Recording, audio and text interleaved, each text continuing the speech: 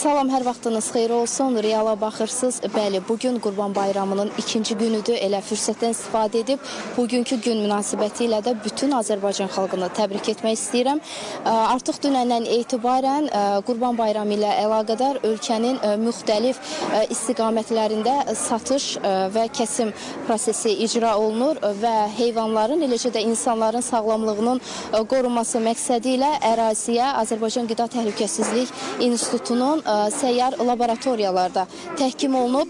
Ümumiyyətlə, hansı ünvanlarda qurbanlıq heyvanlarının satış və kəsimi həyata keçirilir, bu proses necə icra olunur?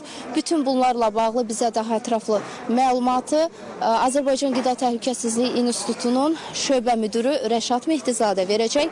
Rəşad müəllim, xoş gördük sizi və bugün həm də onu qeyd edim ki, bugün Ümumdünya Qida Təhlükəsizliyi günüdür. Bu günlə münasibətilə də sizi təbrik edirik. Təşəkkür edirəm Cələ xanım. Biz də öz növbəmizdə həm sizi, həm də bütün müsəlman dünyasını Qurban Bayramı münasibəti ilə təbrik edirik. Bəli, sizin də vurğuladığınız kimi dünəndən etibarən vətəndaşlarımız təhlükəsiz ət və ət məhsulları ilə təmin olunması məqsədi ilə Qida Təhlükəsizliyi Agentliyi tərəfindən elan olunan 135 ünvanda qurbanlıq heyvanların alışı və kəsim xidmətlərindən yararlana bilirlər. Dünən olduğu kimi bugün də gördüyünüz kimi vətəndaşlarımız həmin ünvanlardan birindədirlər. Bugün biz Yasamal rayonu ərazisində yerləşən müvəqqəti kəsim çadırının ərazisindəyik. Bu əraziyə Qida Təhlükəsizliyi İnstitutunun səyyar laboratoriyası da təhkim olunub. Vətəndaşlarımız rahatlıqla öz heyvanlarını aldıqdan sonra kəsim üçün yönləndirilir. Kəsim zamanı əgər Qida Təhlükəsizliyi Agentliyinin baytarlıq müfəttişində onun sağlamlığı ilə bağlı hər hansısa bir şübhə yaranarsa, onun daxili orqanlarından nümunələr götürülərək Qida Təhlükəsizliyi İnstitutunun səyyar laboratoriyasına təqdim olunur. Həmin laboratoriyada da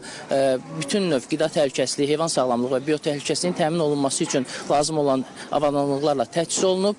Vətəndaşlarımızdan bir daha xahiş edirik ki, Qida Təhlükəsizliyi Agentliyi tərəfindən elan olunan ünvanlarda öz qurbanlıq heyvanlarının satışı və kəsimi xidmətlərindən yararlansınlar. Bu ünvanlarla tanış olmaq üçün isə agentliyin afso.gov.az saytına daxil ola bilərlər. Bəli, sizin də əvvəldə qeyd etdiyiniz kimi bugün həm də Ümumdünya Qida Təhlükəsizliyi gündür. Təşəkkür edirəm əvvəla təbrikiniz üçün. Ümumdünya Qida Təhlükəsizliyi günü 2018-ci ildə BMT-nin qərarına əsasən qəbul olunur və bu günün qəbul olunmasında əsas məqsəd qida təhlükəsizliyində qlobal yanaşmanı sərgiləmək, ictimaiyyəti maarifləndirmək, eyni zamanda bütün diqqətləri bu mövzuya çəkməkdən ibarətdir. Bilirsiniz, qida təhlükəsizliyinin təmin olunmasında müxtəlif tərəflər iştirak edir və bu tərəflərin öz məsuliyyətini bir daha xatırlatmaq belə deyək, istiqamətini güdür.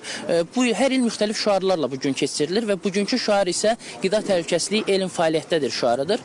Şüar onu deməyə əsas verir ki, qida təhlükəsizliyinin təmin olunmasında elmi biliklərin və praktikanın əhəmiyyətinin nə dərəcə düzgün və doğru şəkildə istifadəsinin qida təhlükəsizliyinin təmin olunmasında rolunu bir daha vurğulayır.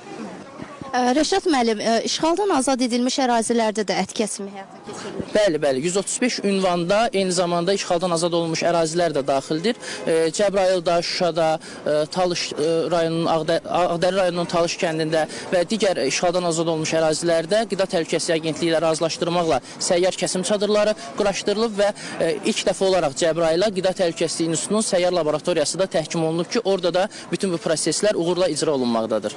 Çox təşəkkür edirəm Rəşad müəllim. Bəli, xatırladım ki, mənim müsahibim Azərbaycan Qida Təhlükəsizliyi İnstitutunun şöbə müdürü Rəşad Mehdizadə idi. O bizə qurbanlıq heyvanlarının satışı və kəsimi ilə bağlı daha ətraflı məlumatı verdi.